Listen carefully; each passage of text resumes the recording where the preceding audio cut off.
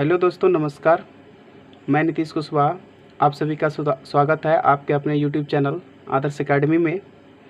तो आज हम साइंस के बायोलॉजी बुक से चैप्टर नंबर 1 से हम पढ़ेंगे जैव प्रक्रम पोषण के बारे में कि हम मानव या फिर हम सभी जीवों में भोजन या फिर पोषण किस प्रकार होता है।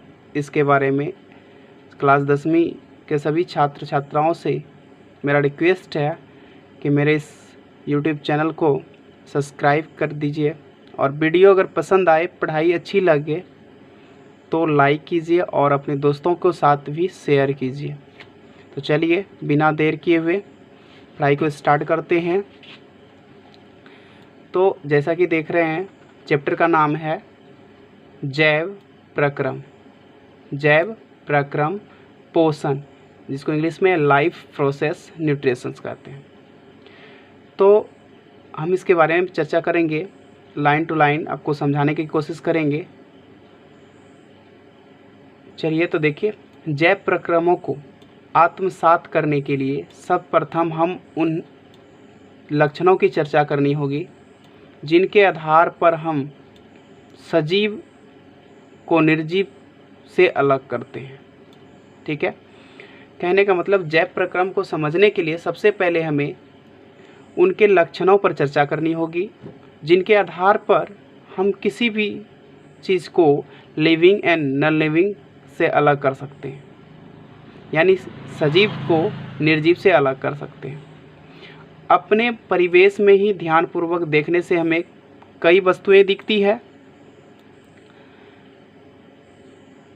जैसे कि आपको दिख रहा होगा यहाँ पे एग्जाम्पल के तौर पे बताया गया है सजीव के बारे में और इधर निर्जीव के बारे में। तो जो आप देख रहे हैं पेड़ पौधा, जानवर, पक्षी, फफूंद, आदमी, ये सभी सजीव के अंतर्गत आते हैं और निर्जीव के अंतर्गत पानी, आसमान, सूर्य, जमीन, पहाड़, ये सभी निर्जीव के अंतर्गत आते हैं।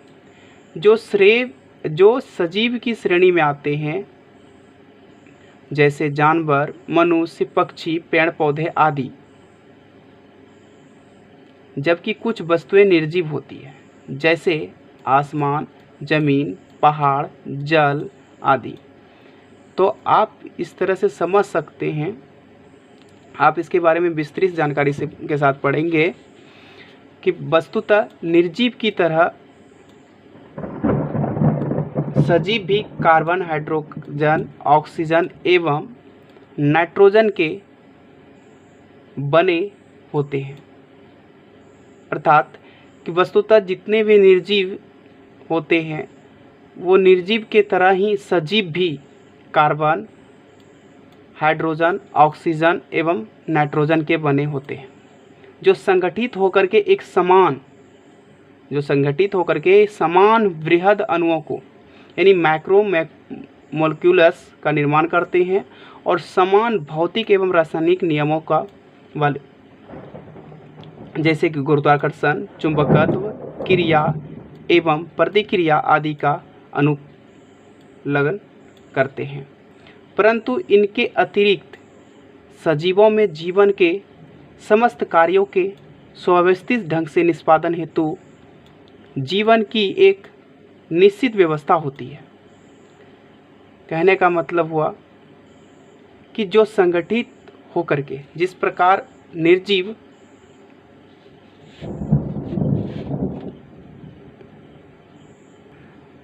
तो प्यारे छात्रों कि आपको बता रहे थे हम कि जिस प्रकार सजीव 5 तत्वों से मिलकर बना है, उसी प्रकार निर्जीव भी बना हुआ है। सजीव भी कार्बन, हाइड्रोजन, ऑक्सीजन एवं नाइट्रोजन के बने हैं, जो संगठित होकर के एक बड़ा सा अणुओं का निर्माण करता है जिसमें समान भौतिक एवं रासायनिक नियम जैसे कि गुरुत्वाकर्षण, चुंबकत्व, क्रिया एवं प्रतिक्रिया आदि का अनुपालन करता है। लेकिन इनके अलावे सजीवों में जीवन के समस्त कार्यों को सुव्यवस्थित ढंग से निष्पादन करने के लिए जीवन की एक निश्चित व्यवस्था होती है। जीवों में होने वाले इन्हीं जैव क्रियाओं को आधार जीवों में होने वाली जो ये जैव प्रक्रिया है, इसी जैव प्रक्रिया के आधार पर हम इन्हें निर्जीवों से अलग करते हैं। प्रथम दृष्टि में हम देखेंगे तो पता चलेगा कि गतिशील ही सजीव एवं निर्जीव में विभेद करती है। अर्थात कि पहली बात अगर हम करें कि निर्जीव और सजीव क्या है, तो सबसे पहले हमें प्रथम दृष्टि में दिखता है कि गतिशील जो सजीव होते हैं वो गतिशील होते हैं और जो निर्जीव होते हैं वो गतिशील नहीं होते। उदाहरण स्वरूप उड़ते हुए पक्षी, चलते हुए भालू,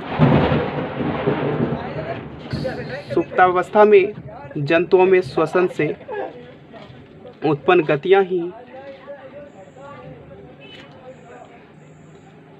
गतियां ही इसे सजीव की श्रेणी में रखती है। लेकिन कुछ जीवों में वृद्धि, श्वसन आदि से संबंधित गतियां दिखाई नहीं पड़ती है।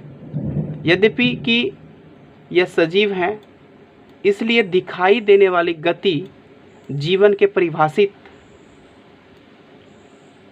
लक्षण के लिए पर्याप्त नहीं है। जीवों में मूलतः गतियां आणविक स्तर पर होती है, जो बाहर से परिलक्षित तो नहीं होती है। सजीवों के शरीर की सबसे न्यूनतम संरचनात्मक एवं क्रियात्मक जो इकाई होती है उसे हम कोशिका के रूप में जानते हैं। यानी कि जितने भी सजीव हैं उनके सजीव के जो शरीर के न्यूनतम यानी कि छोटी से छोटी संरचनात्मक और क्रियात्मक इकाई है उसे हम कोशिका कहते हैं। ठीक है, तो आपका एक क्वेश्चन बनता है यहाँ पे, कोशिका क्या है? तो आप बता सकते हैं सजीवों के शरीर में जो सबसे छोटी संरचनात्मक एवं क्रियात्मक इकाई है इसे ही कोशिका कहते हैं। और प्रत्येक कोशिका द्रव्य यानी प्रोटोप्लाज्म एक निश्चित मात्रा होती है जो एक निश्चित झिल्ली द्वारा आच्छादित रहता है। जीव द्रव्य में विभिन्न प्रकार के अणुओं तथा सूक्ष्म जैव अणुओं, जल, खनिज, अमीनो अम्ल, मोनोसुगर आदि तथा बृहद जैव अणुओं, प्रोटीन, पॉलीकेराइड्स एवं न्यूक्लिक एसिड, डीएनए तथा आरएनए का समावेश होता है, जो विशिष्ट रूप से विन्यस्त रहती है।